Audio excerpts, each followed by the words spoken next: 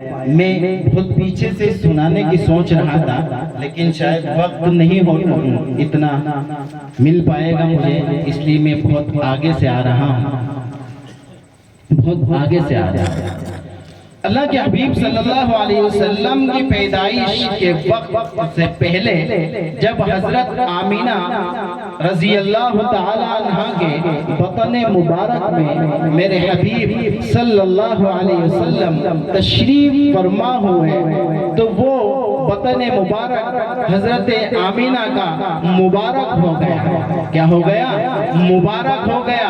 خوشخبریاں ملنے لگی، آمینہ کو بشارتیں ملنے لگی اور بدن سے خوشبوئیں آنے لگی، بدن سے خوشبوئیں آنے لگی۔ پریشان ہو کر دادا عبد المطلب آئے اور اپنی اہلیہ فاطمہ سے کہا، محمد عربی صلی اللہ علیہ وسلم کی دادی جان سے کہا کہ اے فاطمہ ذرا ادھر تو آؤ، مجھے ایک بات معلوم کرنا ہے۔ میں جب سرداروں میں پہنچتا ہوں، میں رؤساء قریش میں پہنچتا ہوں، لوگ مجھے طعنہ دینے لگے ہیں کہ ایک بیوہ ہے، ایک بیوہ ہے، وہ بیوہ حالت حمل میں ہے اور وہ خوشبوئیں لگا رہی ہیں، منہ بات ہو رہی ہے اور خوشبو بھی اتنی مہکتی ہوئی جہاں سے گزر جائے اس جگہ کو معطر کر جائے، جہاں سے نکل جائے اس جگہ کو منور کر جائے، ایسی کون سی خوشبو ہے؟ فاطمہ کہتی ہیں، اے عبد المطلب تجھے تو ابھی طعنے ملنے لگے ہیں، مجھے تو طعنہ ملتے بہت زیادہ وقت ہو گیا ہے، میرے کان پک گئے ہیں عورتوں کے طعنے سن سن کر کہ یہ کیسی عورت ہے، یہ بیوہ ہے پھر بھی خوشبوؤں کا استعمال کرتی ہے، پھر بھی ایسی خوشبو کہ دور دور تک مہک اس کی پہنچ رہی ہے۔ فاطمہ پوچھو آمینہ کون سی خوشبو کا استعمال کرتی ہے؟ فاطمہ کہتی ہیں کہ میں نہیں پوچھ سکتی، ایک دن میں نے آمینہ سے پوچھ لیا، آمینہ ذرا بتا تو کون سی خوشبو کا استعمال کرتی ہے؟ آمینہ نے ذرا یوں نظر اٹھا کر کیا میری طرف توجہ کی، اس کا جو نور پیشانی سے چمک رہا تھا اس نور کی تجلی میرے اوپر ایسی پڑی کہ میں غشی کھا کر زمین پر گر پڑی، مجھ میں تاب نہیں کہ آمینہ کا چہرہ میں دیکھ سکتا۔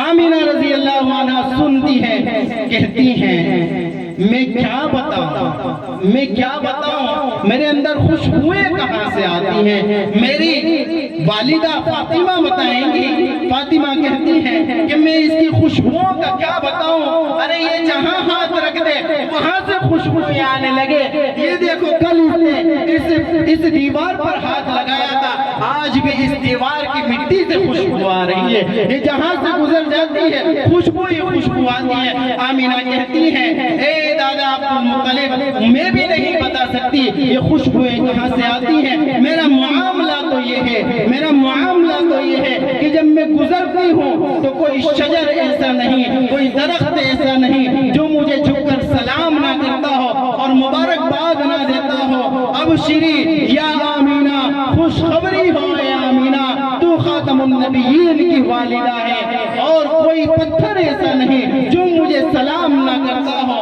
اور کیا بتاؤں میں دادا عبد المطلب کہ جب میں پانی بھرنے جاتی ہوں کنویں کا پانی زمین کی تہ میں ہوتا ہے، میں جو ذرا نظر ڈالتی ہوں کنویں کا پانی اچھل کر مستی میں آب خود اوپر آ جاتا ہے اور کہتا ہے سلام ہو اے آمینہ، سلام ہو، تجھے کیا چاہیے، میں تیرے قدموں میں آ گیا ہوں، چل جتنا چاہتی ہے اتنا بھر لے۔ میرا قمیص کا دامن مکہ کی عورتیں چھوڑتی نہیں، کنویں پر پانی بھرنے والی میرے اوڑھنی کا دامن چھوڑتی نہیں، کہتی ہے آمینہ تو کھڑی رہے گی پانی یہی پڑا رہے گا، تو چلی جائے گی پانی زمین میں چلا جائے گا، مکہ کی عورتیں مجھے چھوڑتی نہیں ہیں۔ اور کیا بتاؤں دادا، سنو گے؟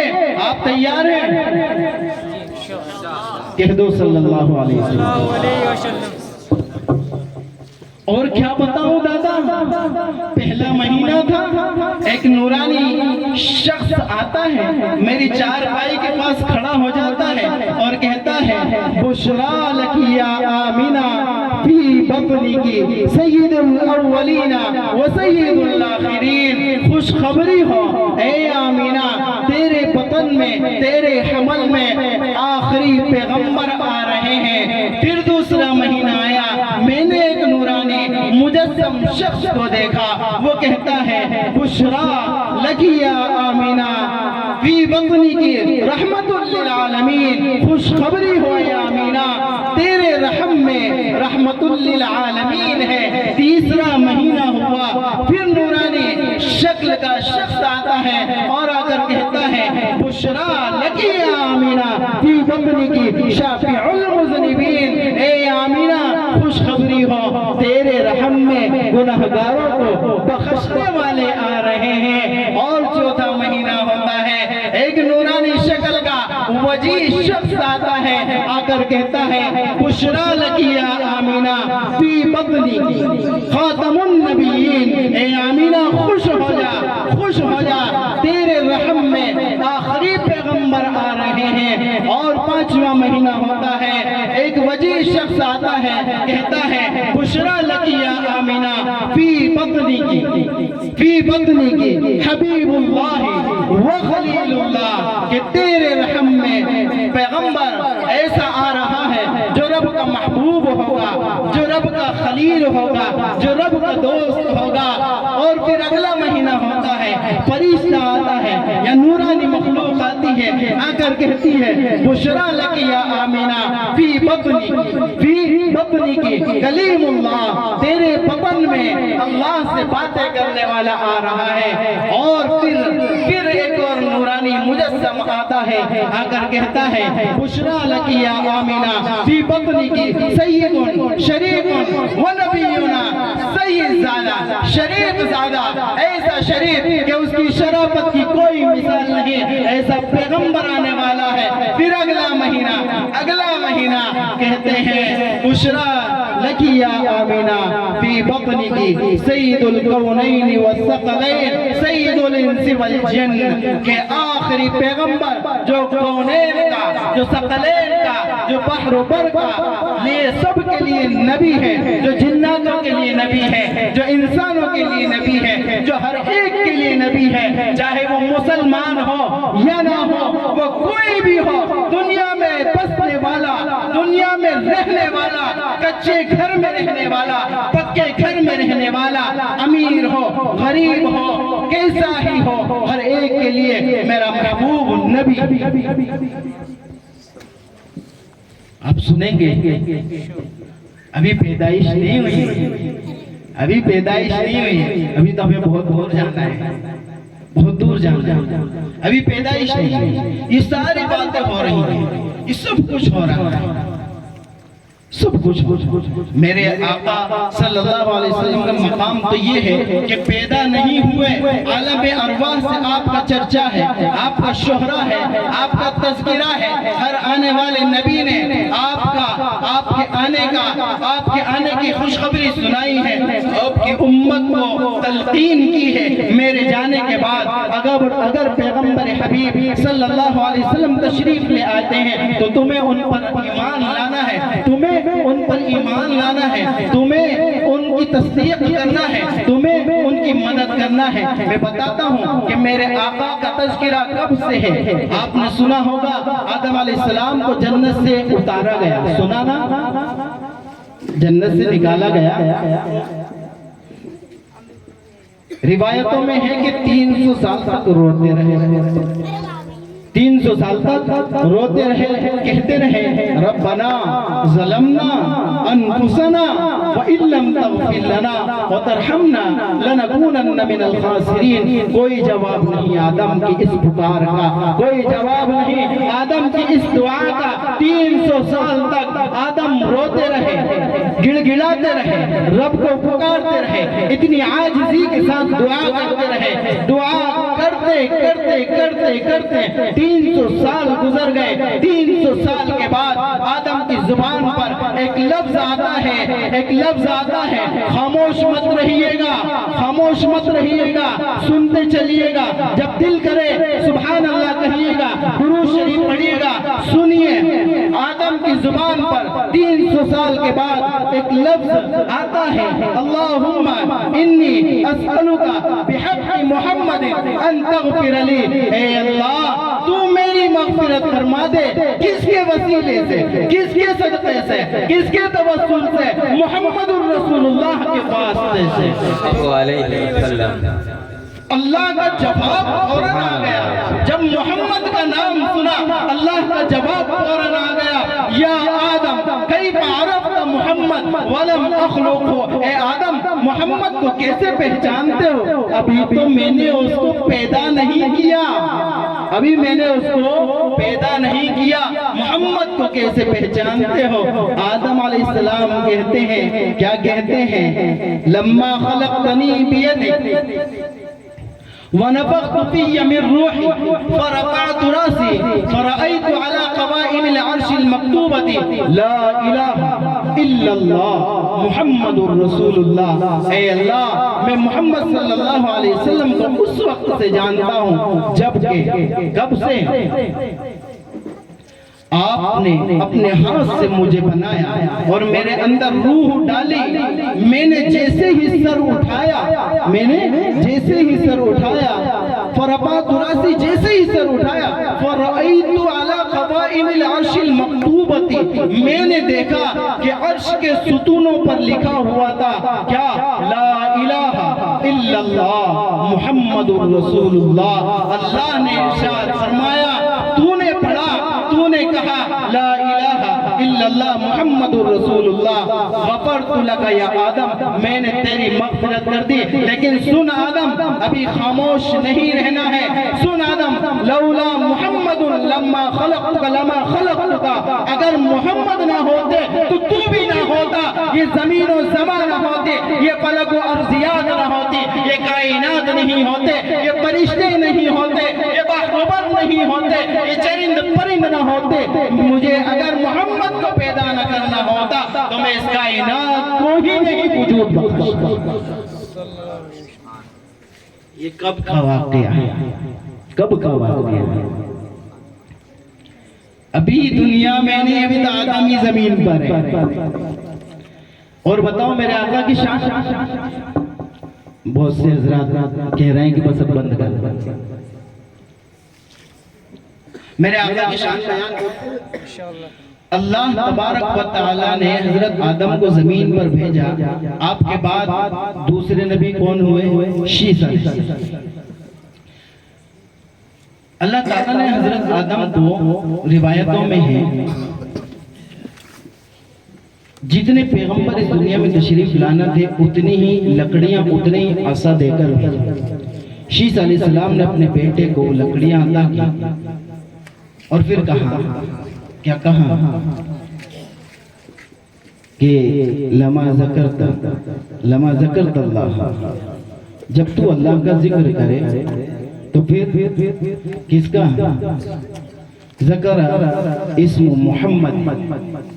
جب تو اللہ کا ذکر کرے، آدم علیہ السلام کب آئے ہیں اور محمد الرسول اللہ کب آئے ہیں؟ آدم اپنے بیٹے شیس کو کہہ رہے ہیں، لما ذکرت اللہ، جب تو اللہ کا ذکر کرے تو محمد الرسول اللہ کا ذکر کرنا۔ محمد کا ذکر کیوں کرنا؟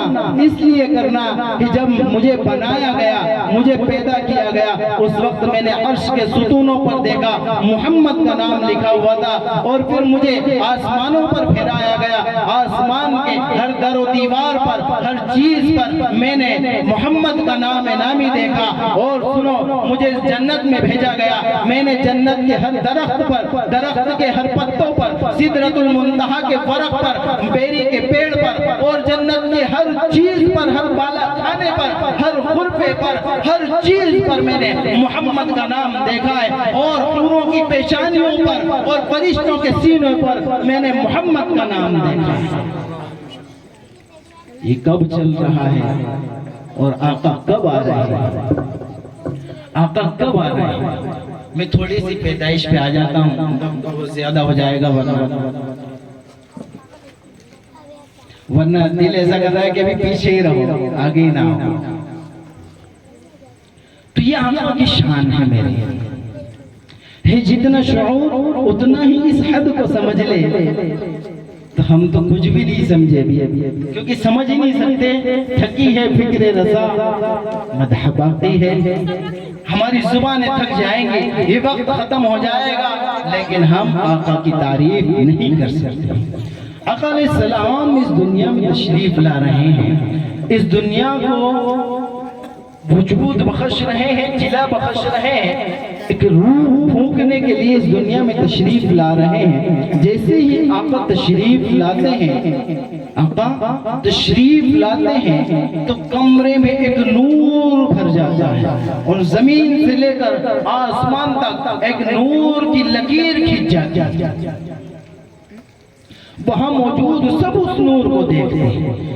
ادھر تو آقا علیہ السلام تشریف لا رہے ہیں، لیکن دنیا میں غلغلہ مچا ہوا ہے، ایوان کسریٰ کے کنگورے ٹوٹ کر بکھر جا رہے ہیں، اور آتش کدے پارس بجھ گیا جو ہزاروں سال سے کبھی نہیں بجھا، آتش کدے پارس بجھ گیا ہے۔ اور سنیے، جو لات و حبل کے پجاری تھے، جو منات و عزا کو مانتے تھے، وہ خود انہیں منہ گر رہے ہیں، وہ خود ان کو سنبھال رہے ہیں۔ آج ہمارے خداؤں کو کیا ہوا ہے، یہ کیوں گر رہے ہیں؟ کعبے میں رکھا ہر صنم انہیں منہ گر رہا ہے، ہر ایک اپنے خدا کو سنبھال رہا ہے، لیکن کائنات میں غلغلہ مچا ہوا ہے، ایوان کسریٰ کے کنگورے ٹوٹ کر گر رہے ہیں، آتش کدے فارس بجھ گیا ہے۔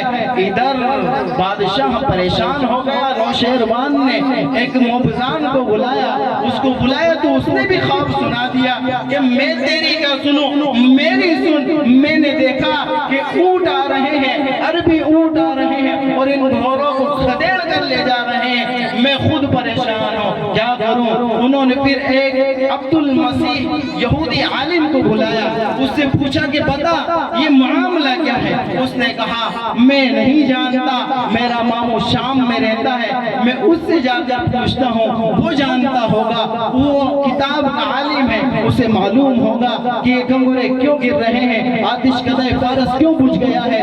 وہ جاتا ہے اور وہ جا کر پہنچتا ہے، ماموں سطیح کو دیکھتا ہے کہ وہ بستر مرگ پر ہے۔ جیسے ہی جا کر وہ سلام کرتا ہے، سطیح کہتا ہے، سطیح بنا پوچھے کہتا ہے، جئت تسأل عن خمود النيران وارتجاز الأيوان إذا ظهر صاحب الحراوة وفاض الوادي السواوى وغادت بحيرة ساوى وكثرت التلاوة فليس الشام للسطيح شاما وليس الفارس لعبد المسيح مقاما۔ تو اس لیے آیا ہے نا کہ تو یہ پوچھے کہ وہ ایوان کسریٰ کے کنگورے گر پڑے ہیں، ٹوٹ گئے ہیں، تو اس لیے آیا ہے نا کہ وہ آتش کدے فارس بجھ گیا ہے، تو اس لیے آیا ہے نا کہ وہ وادی سماوا بہ پڑا ہے اور بحیر ساوا خشک ہو گیا ہے، اور تو اس لیے آیا ہے نا کہ اب تلاوتوں کی کثرت ہونے لگے گی۔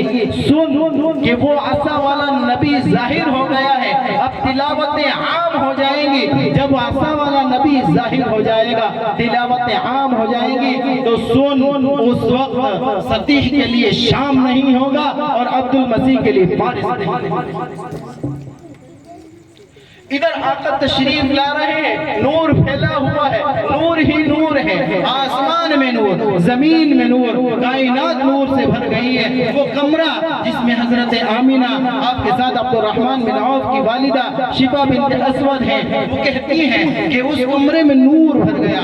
آقا تشریف لائے، جیسے ہی آقا تشریف لائے ایک ندائے غیبی آئی اور آ کر آواز لگاتی ہے، کیا؟ طوفوا به مشارق الارض ومغاربها ليعرفوا باسمه ونعته وصورته۔ کہ اس بچے کو مشرق و مغرب، شمال و جنوب، پورا پچھم، اتر دکشن، زمین و آسمان، ہر ایک چیز کی سیر کراؤ۔ کیوں؟ کیونکہ کائنات کا ذرہ ذرہ، کائنات کی ہر مخلوق اس شخص کی سیرت کو، اس کی صورت کو، اس کے اخلاق کو، اس کے کردار کو، اس کے اقوال کو، اس کے افعال کو، اس کی عادت کو، ہر ایک کو جان لے، پہچان لے۔ اور کیا وَعْطُوهُ خُلُقَ آدم وَمَعْرِفَةَ الشِّيث وَشُجَاعَةَ نوح وَخُلَّةَ إبراہیم وَاسْتِسْلَامَ اسماعیل وَفَصَاحَةَ صالح وَحِکْمَةَ لوط وَجَمَالَ یوسف وَشِدَّةَ موسیٰ وَطاعَةَ یونس وَلَحْنَ داؤد وقلب ایوب وعصمة یحییٰ وزہد عیسیٰ واغمسوه فی اخلاق النبیین۔ کہ اس کو آدم کا اخلاق، آدم کی اطوار، آدم کی عادتیں، آدم کا کردار دے دو۔ اور کیا دے دو؟ فصاحت، نوح علیہ السلام کی شجاعت دے دو، ابراہیم علیہ السلام کی دوستی، اسماعیل کا ذبح ہونا، سارے نبیوں کی ساری صفات سے اس کو آراستہ کر دو۔ وَغْمِسُوهُ فِي أَخْلَاقِ النَّبِيِّينَ، ہر ایک نبی کی ہر ایک صفت اس کے اندر ڈال دو، اس کو تمام صفتوں کا مجسمہ بنا دو۔ اسی لیے تو کسی تعریف کرنے والے نے میرے آقا کی تعریف میں کہا الذی اجتمعت فیہ صفات المحمودۃ کلھا، کہ پیغمبر وہ ہیں جس میں تمام کی تمام صفتیں محمودہ موجود ہیں۔ یہ میرے آقا کی شان میں کہا جا رہا ہے۔ ابھی تشریف لائے ہیں، ابھی وقت 15 منٹ کا ہوا ہوگا، آقا زمین پر ہیں اور سجدے میں ہیں، سجدے میں ہیں، 15 منٹ ہوئے ہیں، سجدے میں ہیں۔ ولد مختونا مقطوع السرہ، آپ ختنہ کیے ہوئے، ناف کٹے ہوئے، بالکل صاف ستھرے پیدا ہوئے ہیں، آپ سجدے میں ہیں۔ یوں الٹے ہاتھ سے ٹیک لگایا، سیدھے ہاتھ کو اوپر اٹھایا اور ہاتھ اٹھا کر 15 منٹ ہی میں آقا نے یہ شہادت دے دی، کائنات والو ایک اللہ کی مان لو، ایک اللہ کی طرف بلانے والا اب میں آ گیا ہوں، اب اللہ کے سوا اس روئے زمین پر کسی کی عبادت نہیں کی جائے گی۔ کہو سبحان اللہ۔ حلیمہ آمینہ لے کے گود میں بیٹھی ہوئی، آمینہ گود میں لے کے بیٹھی ہوئی۔ آمینہ کہنے لگی اتنا خوبصورت چہرہ، اتنا حسین، اتنا جمیل بچہ میں نے آج تک نہیں دیکھا، اتنا حسین، اتنا جمیل، میں نے خوبصورت آج تک نہیں دیکھا۔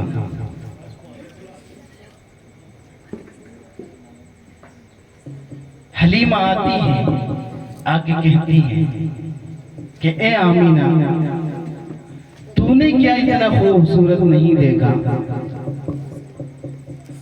تو یہی آس پاس پڑوس میں گھومی ہے، تو صرف مکہ میں گھومی ہے، تو نے مکہ کے بچوں کو دیکھا، آس پڑوس کے بچوں کو دیکھا، میں تو گاؤں گاؤں قریہ بچوں کو دودھ پلانے کے لیے گھومتی رہتی تھی۔ میں نے گاؤں میں، قریوں میں، قبیلوں میں، بستیوں میں اس جیسا بچہ ہی نہیں دیکھا۔ اتنے میں عبد المطلب آ گئے اور کہنے لگے کہ کیا باتیں کر رہی ہو آمینہ، تو نے کیا دیکھا؟ مکہ دیکھا؟ حلیمہ تو نے کیا دیکھا؟ مکہ کے آس پاس کے قبیلے دیکھے، لیکن میں تو کبھی ملک یمن گیا، کبھی ملک شام گیا، میں تو باہر ملکوں کا دورہ کرنے والا، میں تو تاجر پیشہ شخص ہوں، میں نے کبھی محمد جیسا دیکھا ہی نہیں ہے۔ اتنے میں جبرائیل آ گئے، اتنے میں جبرائیل آ گئے اور آ کر کہنے لگے اے عبد المطلب کیا بات کرتے ہو، تم نے ملک گھومے؟ کہنے لگے ملک میں نے ایسا خوبصورت دیکھا نہیں، ارے میں نے تو سب کچھ دیکھا ہے، میں نے تو آدم کو صفی اللہ بنتے دیکھا، آدم کو زمین پر اترتے دیکھا، نوح کو کشتی کا ملاح بنتے دیکھا، میں نے ابراہیم کو آگ میں کودتے دیکھا، میں نے اسماعیل کو چھری کے نیچے لیٹتے ہوئے دیکھا، میں نے عیسیٰ کو آسمانوں کی پرواز کرتے دیکھا، میں نے سب کچھ دیکھا، میں نے کائنات کی ہر چیز دیکھی، لیکن میں نے اتنا خوبصورت اتنا پیارا بچہ نہیں دیکھا۔ اتنے میں اللہ کی آواز آتی ہے، اور جبرائیل تو نے سب کچھ دیکھا، آمینہ تو نے سب کچھ دیکھا، عبد المطلب تو نے سب کچھ دیکھا، حلیمہ تو نے سب کچھ دیکھا، ارے اس سے خوبصورت دیکھتے کہاں سے؟ میں نے اس سے زیادہ خوبصورت اس سے حسین کسی کو پیدا ہی نہیں کیا۔ میں نے اپنی ربوبیت کی قسم، اپنے عرش کی قسم، اپنی کرسی کی قسم، میں نے وہ سانچہ ہی توڑ دیا جس سے محمد کو بنایا، سانچہ ہی توڑ دیا جس سے محمد کو۔ آگے اللہ کے حبیب صلی اللہ علیہ وسلم کے بارے میں حضرت حسان ابن ثابت رضی اللہ تعالیٰ کھڑے ہوتے ہیں مجلس میں اور کہتے ہیں اللہ کے نبی آپ کی تعریف کرنے کو دل کر رہا ہے، آپ کی تعریف کرنے کو دل کر رہا ہے، کر دوں؟ اب آپ کہیں میرے منہ پہ کہ میں آپ کی تعریف کروں تو کیسا لگے گا؟ میں کہتا ہوں بیٹھ جا بھائی، بیٹھ جا۔ اللہ کے نبی نے کہا مجھ بیٹھو بھائی۔ ادھر سے جبرائیل علیہ السلام آ گئے، اے محمد صلی اللہ علیہ وسلم حسان سے کہیے کھڑے ہو جائیں، اللہ کی بھی یہی مرضی ہے کہ حسان آپ کی تعریف کریں۔ اللہ کے نبی فرماتے ہیں قم یا حسان ایدک اللہ بروح القدس منہ، کہ اللہ بھی یہی چاہتا ہے کہ حسان تو میری تعریف کر۔ حضرت حسان ابن ثابت رضی اللہ تعالیٰ عنہ پہلے بھی کھڑے ہوتے تھے، پہلے بھی مجلس میں اٹھا کرتے تھے، لیکن اب کھڑے ہونے کا انداز ہی نرالا، اب تو بڑا ہی انداز ہی اچھوتا، کیونکہ تائید اللہ کے ذریعے ہو رہی ہے، حکم اللہ کا ہو رہا ہے۔ قم یا حسان، کھڑے ہو حسان، اور محمد صلی اللہ علیہ وسلم کی تعریف کیجئے۔ حسان رضی اللہ تعالیٰ عنہ کہتے ہیں وَأَحْسَنَ مِنْكَ لَمْ تَرَ قَطُّ عَيْنِي وَأَجْمَلَ مِنْكَ لَمْ تَلِدِ النِّسَاءُ خُلِقْتَ مُبَرَّأً مِنْ كُلِّ عَيْبٍ وَأَجْمَلَ مِنْكَ لَمْ تَلِدِ النِّسَاءُ خلقت مبرأ من كل عیب کأنک قد خلقت کما تشاء۔ حضرت حسان کہتے ہیں کہ آپ جیسا حسین، آپ جیسا جمیل، آپ جیسا خوبصورت میں نے آج تک دیکھا ہی نہیں۔ حسین ظاہری حسن، باہری حسن، آپ جیسا میں نے نہیں دیکھا۔ حضرت حسان دو جملے لے کے آئے، وَأَجْمَلَ مِنْكَ لَمْ تَلِدِ النِّسَاء۔ ہاں کیوں دیکھتا؟ یہ آنکھیں دیکھ ہی نہیں سکتی آپ جیسا خوبصورت، کیونکہ کسی ماں نے آپ جیسا خوبصورت جنا ہی نہیں۔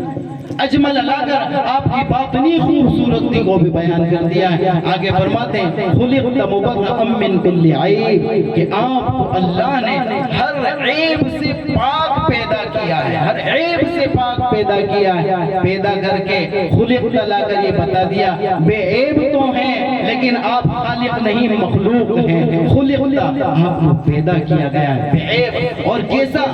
کأنک قد خلقت کما تشاء، جیسا کہ آپ نے خود کہا ہو مجھے ایسا بنا، اللہ ویسا بناتا گیا۔ آپ چاہتے گئے، اللہ بناتا گیا۔ آپ کہتے گئے، حالانکہ قرآن تو یوں کہتا ہے، دستور یوں بیان کرتا ہے هو الذی یصورکم بالارحام کیف یشاء، کہ وہ ذات ہے جو تمہاری ماؤں کے رحم میں تمہاری صورتوں کو بناتا ہے جس طرح وہ چاہتا ہے۔ لیکن کأنک قد خلقت کما تشاء، کہ اللہ تو وہ ہے جیسا آپ نے چاہا اللہ بنا۔ لیکن سنیے، ایسا نہیں ہے کہ حسان نے اتنے خوبصورت اشعار کہہ دیے تو حسان کی تعریف سے محمد کی تعریف ہو گئی، میری تقریر سے محمد کا حق ادا ہو گیا، کسی خطیب کی خطابت سے محمد کی سیرت بیان ہو گئی۔ حسان کہتے ہیں ما ام مدحت محمد بمقالتی ولکن مدحت مقالتی بمحمدی، کہ میری تعریف سے محمد کی تعریف نہیں ہوئی بلکہ محمد کی تعریف کرنے سے حسان کو پہچانا گیا، حسان کے اشعار کو مشہور ہونے کا ایک موقع ملا، حسان کی پہچان بنی۔ میری خطابت سے رسول اللہ کی تعریف نہیں بلکہ میری خطابت کو رسول اللہ کی تعریف سے شہرت مل گئی۔ خطیب کی خطابت کی محتاج نہیں، مقرر کی تقریر کی محتاج نہیں، شاعر کی شاعری کی محتاج نہیں، رسول اکرم صلی اللہ علیہ وسلم کی ذات نہیں۔ میں بس 3 بات چھوٹی چھوٹی مختصر عرض کر کے انشاءاللہ اپنی بات کو ختم کرتا ہوں، کیونکہ سیرت کا تو وہ موضوع ہے کہ ہم رات بھر بھی بیٹھیں گے تو ختم ہونے والا نہیں۔ 3 چھوٹی چھوٹی باتیں، خوبصورت باتیں ہیں۔ اللہ کے حبیب صلی اللہ علیہ وسلم بڑے عالی شان، بڑے عالی مقام، آپ کے برابر کا مرتبہ تو کسی نبی کا بھی نہیں، اور کائنات میں آپ کے برابر کا مقام کسی کو ملنے والا نہیں۔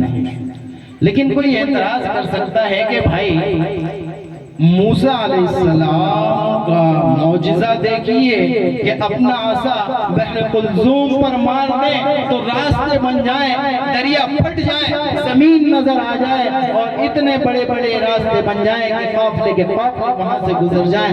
کیا تمہارے آقا کی بھی ایسی کوئی شان ہے؟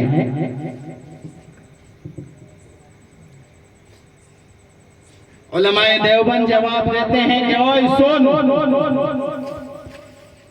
میرے آقا کا تذکرہ سن۔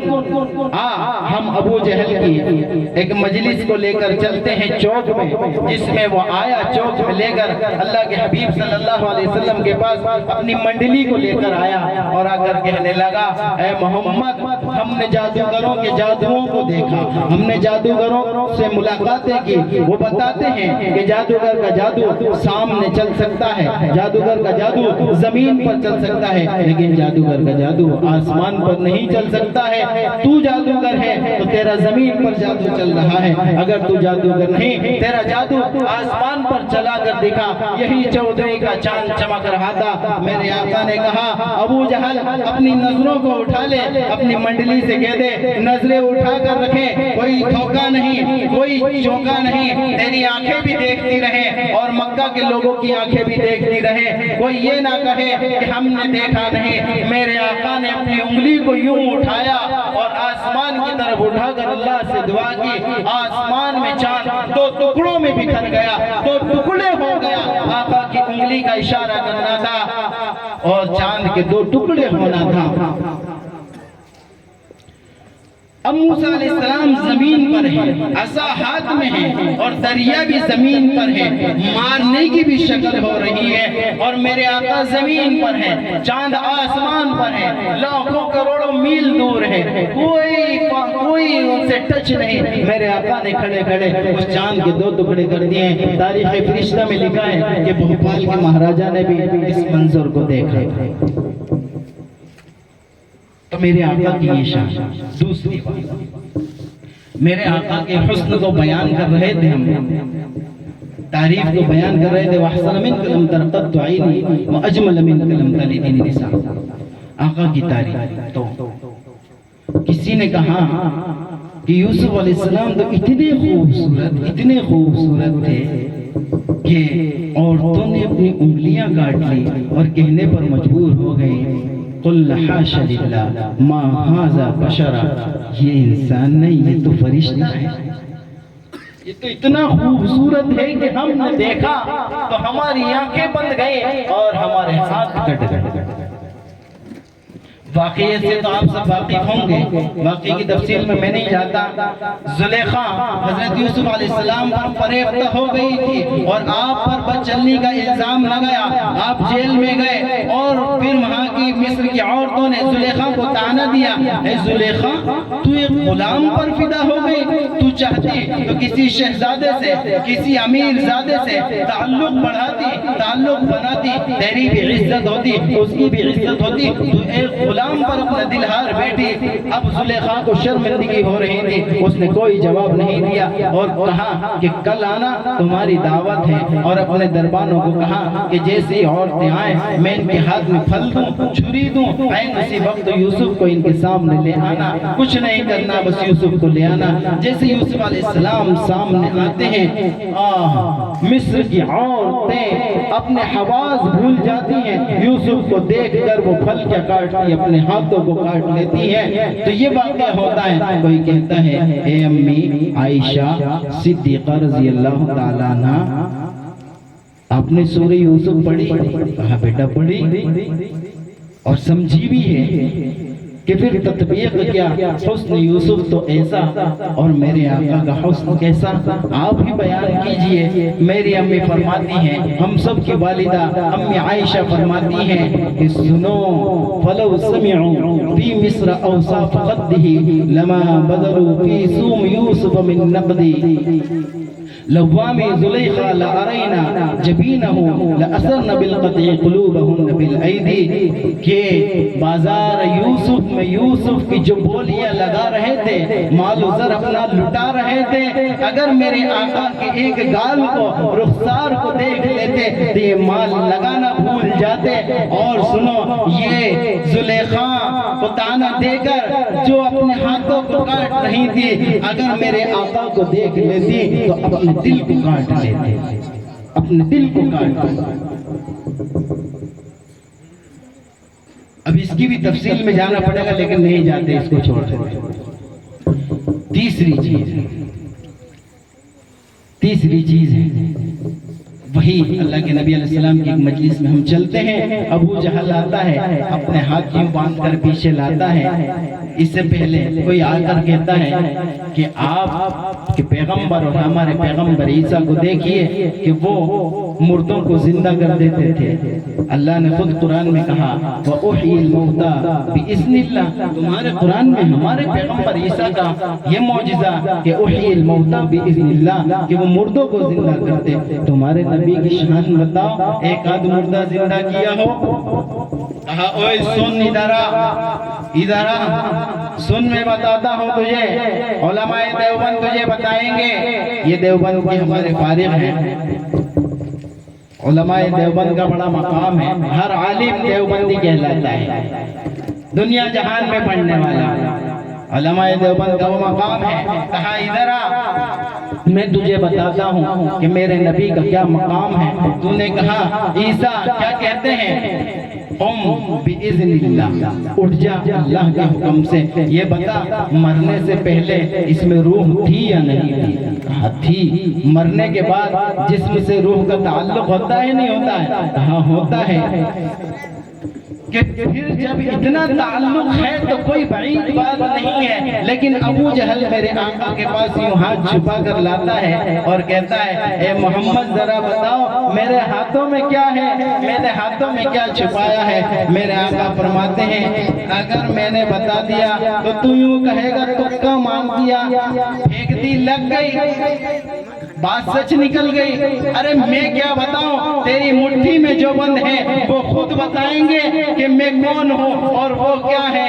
بند مٹھی میں بے زبان بے جان کنکریاں بول اٹھی، اشہد ان لا الہ الا اللہ و اشہد ان محمدًا عبدہ و رسولہ۔ میرے آقا نے تو بے جان میں جان ڈال دی، بے زبان میں زبان ڈال کر کلمہ پڑھوا دیا اور ابو جہل کو شرمندہ کروا دیا۔ میرے آقا کی شان تو یہ شان ہے اور یہ مقام ہے۔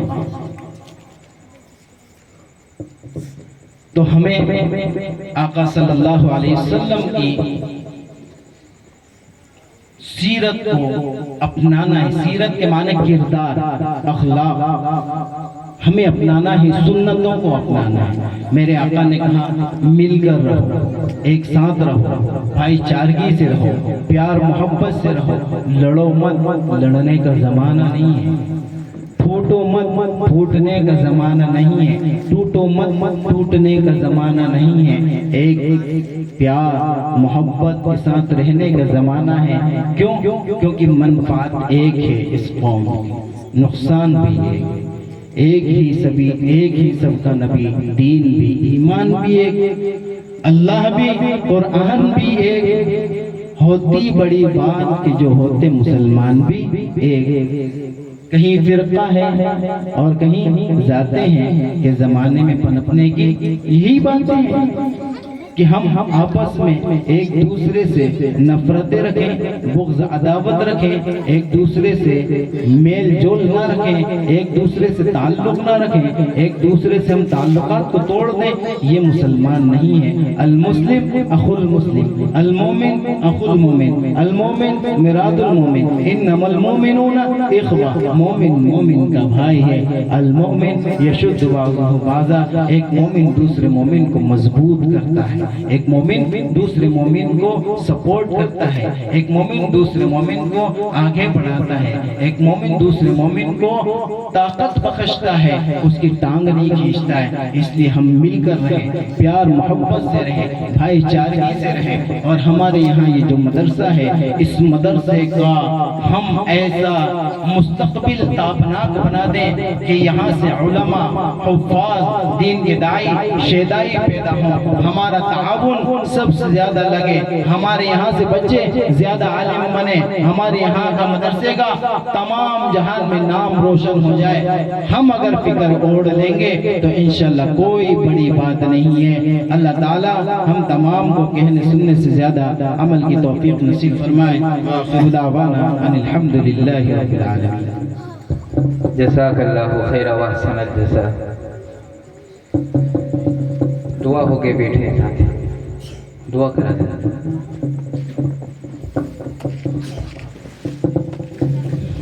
درود شریف پڑھ لیجیے۔ اللہم صلی علی سیدنا و سیدنا و حبیبنا و کریم محمد وسلم۔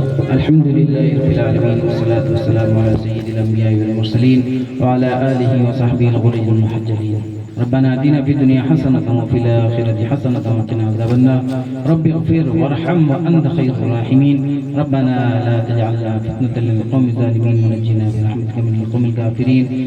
اے پیارے اللہ، اے میرے آقا، اے اللہ، یہ رات کی تنہائی ہے، محبوب صلی اللہ علیہ وسلم کا ذکر کیا گیا ہے، اے اللہ تیرے نبی پر درود بھیجا گیا، تیرا تذکرہ کیا گیا، تیری اور تیرے نبی کی شان بیان کی گئی، بڑائی بیان کی گئی۔ ہماری بڑائی بیان کرنے سے تو بڑا نہیں، تیرا نبی بڑا نہیں، آپ تو پہلے سے ہی ورا الورا ہیں، اعلیٰ ہیں، عرفہ ہیں۔